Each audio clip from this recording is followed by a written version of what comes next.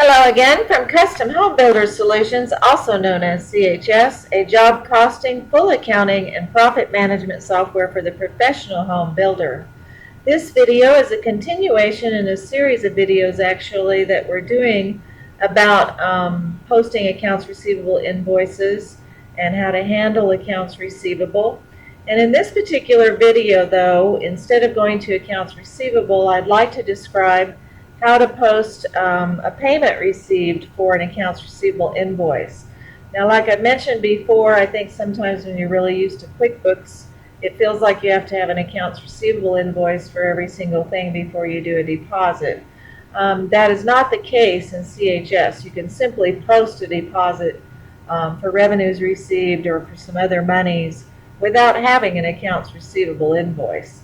So that's up to you, but this particular series of videos is about if you use accounts receivable features, and it's about posting a deposit received for one of those invoices that we did post in the previous videos. And what I did was I clicked on the Home tab, the Deposits thing. I've got the Bank Deposits menu, and I'm going to add a new deposit. First of all, my deposit was received from actually a tenant that we have in a rental house that I was demonstrating in other videos. And let's just say that he gave us check number 34567. After I selected this particular payor, a job dropped in, and that's because when we set up the job, if you click this little pencil icon by the job that did drop in, you can see that, and you can watch videos, etc., and some of our other videos about property management, but you can see that we had set up a payer, Rollins David, and we were a buyer. We selected that buyer as the person related to this job. We were talking about how even though this is for custom home builders, we could do property management and select our payor, our tenant, as the buyer, and then if our tenant changed, we could come to this job setup and change it. But that is why after I selected this payor, the job, which is PM for property management, which we called it that, and we set up a department called property management, which is actually associated with this job. So all of that dropped in for me. That will also drop in when you're creating the accounts receivable invoice. CHS will look to see if that particular payer is related to any job. So that way we can keep the job and the department all flowing, so the accounts receivable invoice has that job and department, and this deposit that we're posting will have it. If I do a drop-down list, it is only going to show accounts receivable invoices that have the same job and department that is selected here. So let's just pretend, let's just select H, the generic H. If I now do the drop-down, you won't find any matching invoices for that. And if you're needing to, you could create an accounts receivable invoice that's generic H job that doesn't have to do with any job, etc. Let's go back and select that one again. So first of all, now that I do my drop down, it'll reload, and what I've received is a check for $1,950. If we look, let me go ahead and click that. As soon as I selected that invoice number, the line amount was $19.50. If we look, and after we selected it, we can see a list of entries by using this to pop up a list of entries that made up that $19.50. You can see the $1,200 and $750. One of them is for a security deposit. And even though in the help document when I show the payment here, I could just leave this as the full payment. But I think I'd like to have a little more detail because I'm all detail oriented. Even though it's detailed in accounts receivable, I think I'll detail it over here in the deposit window too. So what I'm going to do is I'm going to click this, select this line, and watch how my line amount changes to $1,200. That's because I'm going to go ahead and do Rollins, and I'll show you why I'm doing this.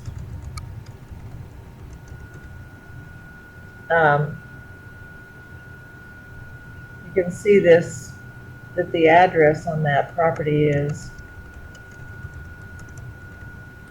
that's enough of a description. Just make it like that. But what I'd like to do is also, this isn't, we will have more videos about posting bank deposits and how you set up for them and how you set up deposit categories. But I've decided I'd like to go ahead just because deposit categories are used as headings for presenting a list of revenues or a list of deposits, and it'll group by deposit category, which makes nice headings. So even though I have one called rents, I think I'll set up one called rental deposits, just so I can have it. Just rental deposit. And we showed how rental deposits, when we actually created the accounts receivable invoice, were being posted to this GL 2410. Now they won't be posted to this GL. You'll see that in a minute when we do the deposit, because it already landed in 2410 when we did the receivables. We will have another video about if you're not recognizing these things to where you posted an accounts receivable until you receive the deposit. We'll have another video about how to handle that. But I'm doing this basically just because I want this heading when I do a deposit report here in a minute.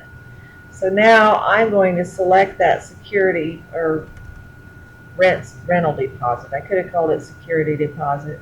But notice how the GL number is 1210. If I drop down, you'll see that's for accounts receivable, and that is because I selected an accounts receivable invoice. So CHS is going to control the GL number as long as there's an AR invoice here. It's going to insist that it be posted against accounts receivable to clear it. So no matter what deposit category and no matter what default GL number I had attached to that, we would still have this control account for accounts receivable here just because I've selected an accounts receivable invoice. Of course, you could have just posted this like I started out saying, straight to deposits without ever having made an accounts receivable invoice if you didn't want to. And then when I selected rental deposits,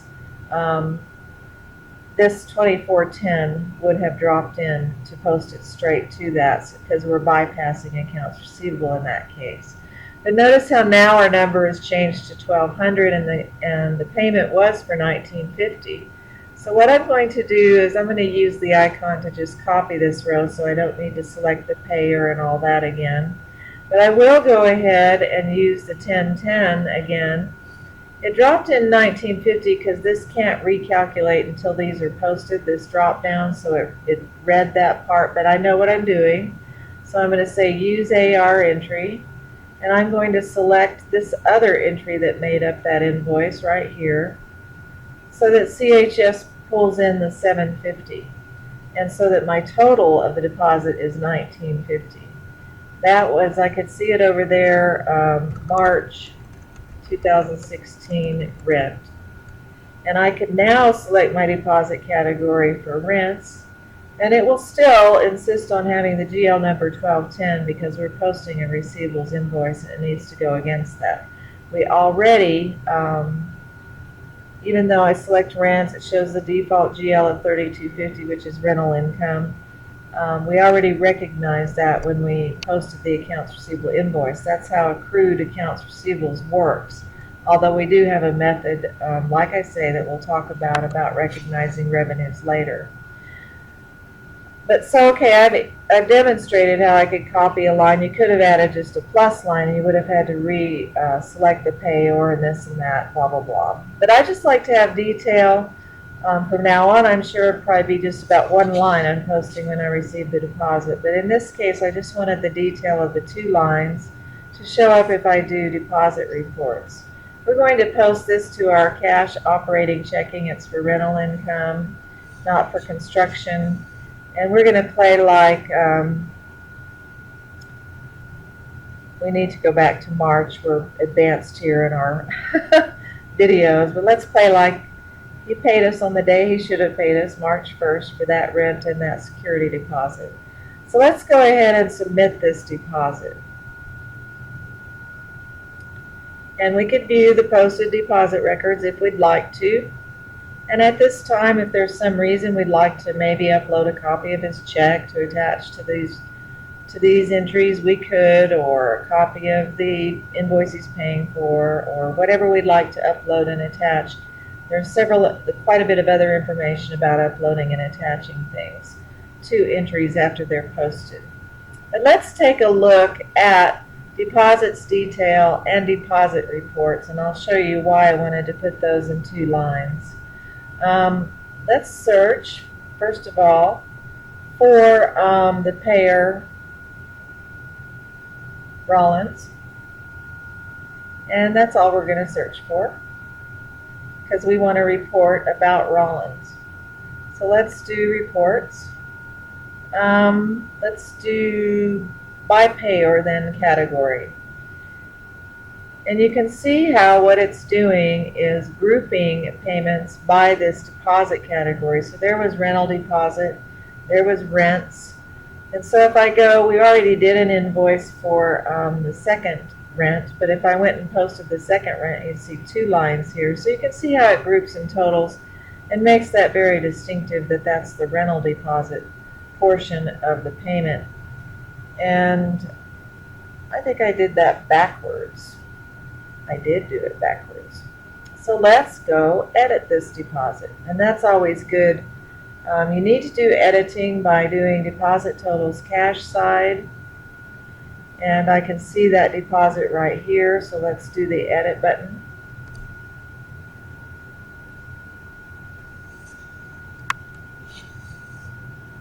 I think I was talking too much while I did it. This one should have been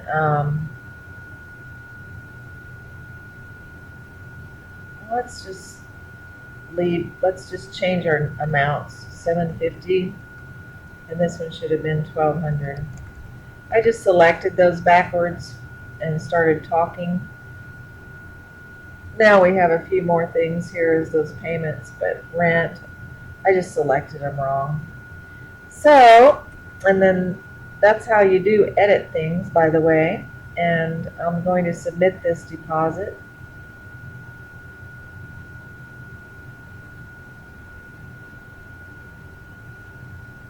Let's go back to looking at our deposits detail and search again for Rollins. Submit our search. And if I do a report based on that search, payer then category, you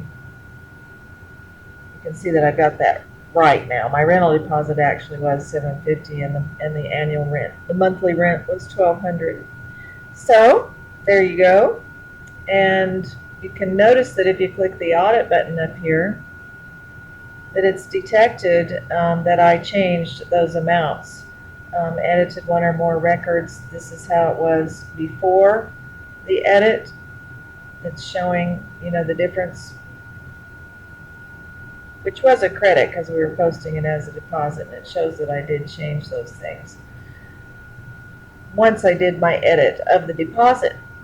So when you go back to Accounts Receivable and take a look,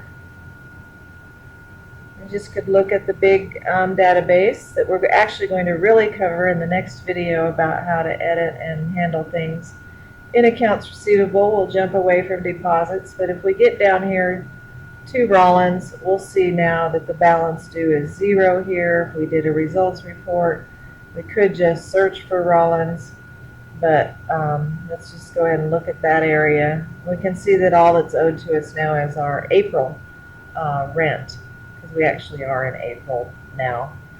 So that's how you post a deposit for an Accounts Receivable invoice. And we will, of course, cover other deposits and other types of deposits when we are doing full videos about deposits. But right now we're on videos about Accounts Receivable. And please continue watching for some more information about reviewing Accounts Receivable, editing them, deleting them, etc. Thanks for watching.